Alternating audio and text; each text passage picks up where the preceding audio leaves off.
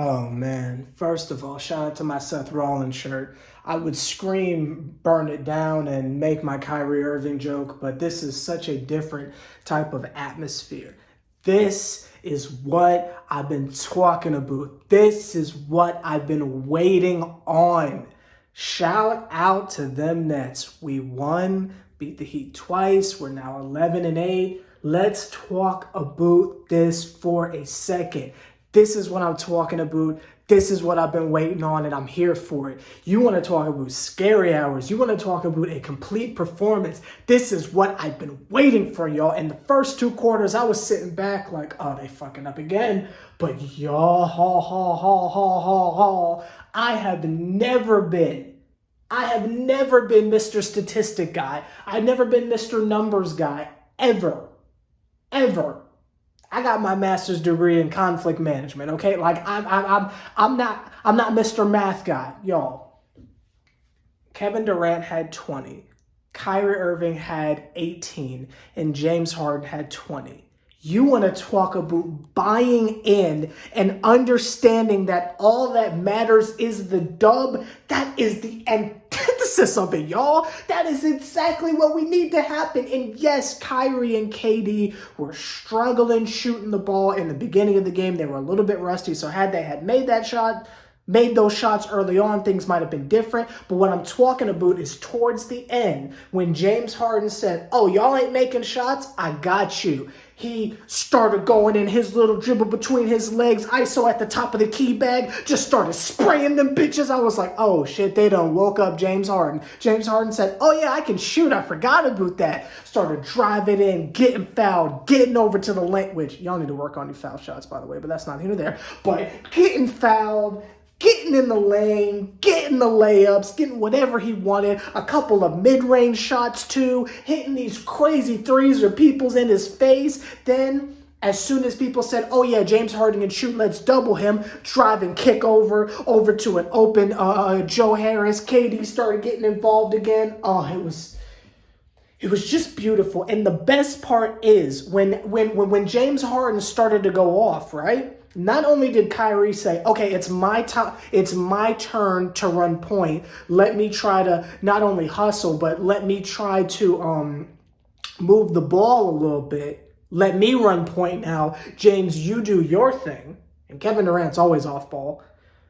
But they all started playing defense. At one point, I think we were up 15 points. And we had been getting our ass whipped the entire game. But they were up like 15 points playing that defense. We didn't hear shit from Onomatopoeia, whatever the fuck that dude's name is with the fucked up hair.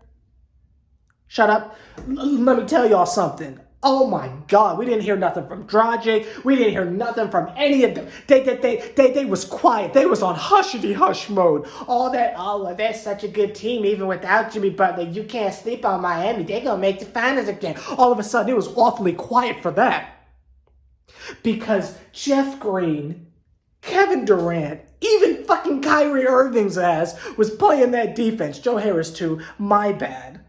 Kyrie Irving had this one play where there was like a loose ball or something like that, and this man like jumps over the referee out of bounds, grabs it, throws it over to James Harden, and like does a cross-body suicide dive into the barricade area. I was like, wait a minute, I know it's a Monday night, but I thought I was watching something else, fellas. I thought I was watching something else. Y'all, this is what I'm talking about when I say a complete effort where if we all just work together and we all buy in, the situation will handle itself. Offensively, there is nothing anyone can do to stop us. When they are playing together, and everyone is just playing normally. When you just loosen up, don't do the whole, well, I don't want to step on your feet. I want to make sure other people get involved. Fuck that. Shoot the ball if you're open. And if option number 1 ain't working, which is always Kyrie, if option number 2 ain't working, which is Kevin Durant, it's option number 3 time. Crack the glass on the bearded bum and let him start hoisting. Oh, it was beautiful. And then that leads to the defensive side of the ball, because if you're feeling more loose, if you're getting Joe Harris open shots, you're more likely to be playing D on the opposite end because the motivation is, I mean, this is basic self-determination theory. I ain't going to drop that on y'all, but that's not here or there. That is basic motivational team theory type stuff. Everybody, their self-confidence gets higher. It's just basketball psychology 101, and it was absolutely beautiful to see. This was the best game of the entire season, even when we was blowing people out in the beginning with Harris and them. Because this is exactly what I want from them. I don't care if we didn't score 1,000,000 points or something like that. I watched them play D the entire game and then got it together offensively. That is the type of stuff that they need to do. That's the type of stuff that we got to do if we're going to get anywhere. You want to talk about scary hours? This is what I was waiting on. I have nothing negative to say. I'm feeling so good. I'm going to compliment DeAndre Jordan. DeAndre Jordan has become a much better foul shooter. Look at that. That's how positive I'm being right now. This was a beautiful game. I loved it. And for probably the first time this entire season, I can proudly say with my titties out, Brooklyn. Let me know your favorite part down below, and we gonna fuck up Atlanta Wednesday.